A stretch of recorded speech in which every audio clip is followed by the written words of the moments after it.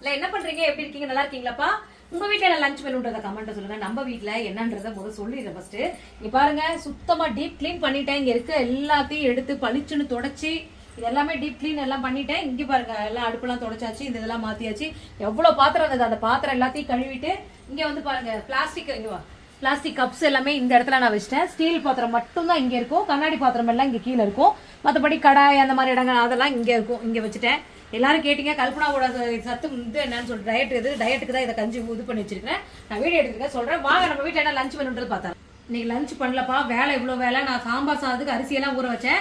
இருந்தாலும் கடையில தான் வாங்கிட்டு சொல்ல. இங்க வந்து ஸ்ரீ குப்தா சீட்ஸ்னு ஒரு கடை இருக்கு. ஏற்கனவே நம்ம ஒரு தடவை அங்கே சாப்பிட்டு நம்ம வீடியோ போட்டு ஒரு ஸ்பூன் எடுமா. மினி மீல்ஸ் தான் வாங்கிட்டோம். ஸோ மினி மீல்ஸ்ல என்னென்ன கொடுத்துருக்காங்கன்னு பார்க்கலாம் இருங்க.